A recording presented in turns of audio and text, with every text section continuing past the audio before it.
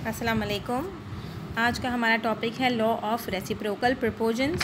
इसका स्टेटमेंट देख लेते हैं। सबसे पहले this law is defined as when two elements A and B combine separately with the fixed mass of the third element E, the ratio in which these elements combine with E is either the same or simple multiple of the ratio in which A and B combine with each other। ठीक है, इसमें इन्होंने कहा है कि अगर आप तीन एलिमेंट ले रहे हैं, फॉर सपोज़ यहाँ पर H, C और O है। H यानी हाइड्रोजन, C यानी कार्बन, O यानी ऑक्सीजन। लेकिन यहाँ पे इन्होंने डेफिनेशन में एग्जांपल दी है ए बी समझें, ये A है और ये B है और ये E यानी थर्ड रेशो। तो इनका जो फिक्स्ड मास का जो रेशो है, जो थर्ड वाले एलिमेंट का आएगा, वो तो सेम होगा या फिर सिंपल मल्टीपल होगा इन दोनों के रेशो का। इसको हम समझने के लिए मैं आपको बताती हूँ कि आपने जैसे तीन हमने एलिमेंट्स लिए। पहला एलिमेंट है हमारे पास H यानी हाइड्रोजन, ठीक है। उसके पास दूसरा है हमारे पास कार्बन, ठीक है। यहाँ पे आप लेंगे कार्बन और हाइड्रोजन मिलकर बनाते हैं CH4 जो कि मीथेन गैस है, ठीक है। कार्बन का मास है हमारे पास 12 और हाइड्रोजन का मास होता है हमारा 1, लेकिन हमारे पास 4 हाइड्रोजन है तो हम इसका मास लेंगे 4, ठीक है। अब हमें ये देखना है कि ये दोनों किस टेबल से जा रहे हैं, तो आपको पता चलेगा कि 4 के टेबल से ही हम इसको काटा जा सकता है। 4 1 ज़ा 4, 4 3 ज़ा 12। तो हमारे पास जो रेशो आया 3:1, ये हमारे पास CH4 यानी मीथेन का रेशो आया। अब आप देखेंगे हमने थर्ड एलिमेंट यहाँ पे लिया है ऑक्सीजन। अब आपको पता है H और O मिलके बनाते हैं वाटर, जिसका फार्मूला है H2O।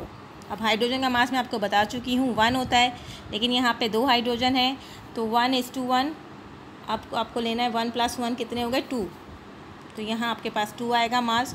और ऑक्सीजन का मास भी मैं आपको पिछले लेक्चर में बता चुकी हूँ कि 16 होता है, तो हम यहाँ लेंगे, एक ही ऑक्सीजन है तो हम यहाँ लेंगे 16, ठीक है। अब हम देखेंगे ये किस टेबल से कट रहा है, तो ये 2 के टेबल से कट रहा है। 2 1 ज़ा 2 और 2 8 ज़ा 16। अब हमें ये देखना है, यहाँ पे हमारे पास जो रेशो आया था वो था 3 ग्राम कार्बन के लिए, ठीक है। ये कार्बन के लिए 3 ग्राम आया था और हाइड्रोजन के लिए आया था 1 ग्राम। अब यहाँ पर भी आप देख सकते हैं कि हाइड्रोजन के लिए हमारे पास 1 ही आया है, तो हमने यहाँ 1 ग्राम लिखा है, और ऑक्सीजन हमारे पास आया है 8 ग्राम्स, ठीक है। आपने यहाँ 8 ग्राम्स लिख दिया। अब यहाँ पे 1 या 8, अब इस लॉ के मुताबिक, लॉ ऑफ रेसिप्रोकल प्रपोजन के मुताबिक वो ये कह रहे हैं हमसे कि अगर हम ये देखेंगे कि इन दोनों को भी हम जब कंबाइन करेंगे तो हमारे पास या तो रेशो 3:8 आएगा या इसका सिंपल मल्टीपल आएगा। अब हम ये करके देख लेते हैं कि CO क्या बनाता है। CO एक गैस बनाता है CO2 which is carbon dioxide. Carbon का मास मैं पहले भी बता चुकी हूँ यहाँ पर आपको कि 12 है, आप यहाँ पे 12 ले लें, ठीक है। उसके बाद हमारे पास ऑक्सीजन का मास है 16, या मैं आपको बता चुकी हूँ। अब 16 को जब आप 2 से मल्टीप्लाई करेंगे, क्योंकि यहाँ पे आपके पास ऑक्सीजन 2 है, जब 2 से मल्टीप्लाई करेंगे तो यहाँ पर आएगा 32, तो आप यहाँ लेंगे 32। अब आप इसको देखेंगे कि ये कौन से टेबल से कट रहा है, तो हम इसको ले लेते हैं 4 के टेबल से, ठीक है। 4 के टेबल में 4 3 ज़ा 12 और 4 8 ज़ा 32 आता है, ठीक है। अब ये आपके पास आ गया रेशो इसका। अब यही रेशो 3:8 ये आपके पास यहाँ पर है 3:8, ठीक, ये आप देख सकते हैं, ठीक है। ये 3 और 8 वही रेशो हो गया जो हमारा लॉ भी हमसे यही कह रहा था। और ये डायग्राम भी आप यहाँ पे चेक कर लें, मैंने आपको ये डायग्राम समझा ली है। बच्चे ये डायग्राम देखें सब और इसको समझें, इसकी प्रैक्टिस करें। और ये भी आपको एक दफ़ा मैं पढ़ा देती हूँ, जो मैंने आपको समझाया है इसमें वही कुछ लिखा हुआ है।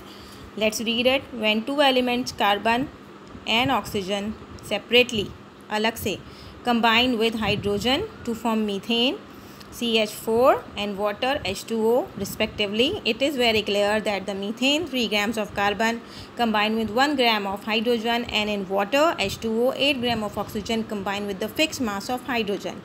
Now when carbon and oxygen combine with each other to form carbon dioxide, they do in same proportion 3:8 part by mass, ठीक है। और ये रहा इसका डायग्राम, और यह मैंने आपको एक्सप्लेनेशन दे दी है, ये भी आप देख लीजिए। अब नेक्स्ट के लिए मैं आपको नेक्स्ट क्लास में समझाऊंगी, इसको गौर से समझ लीजिएगा।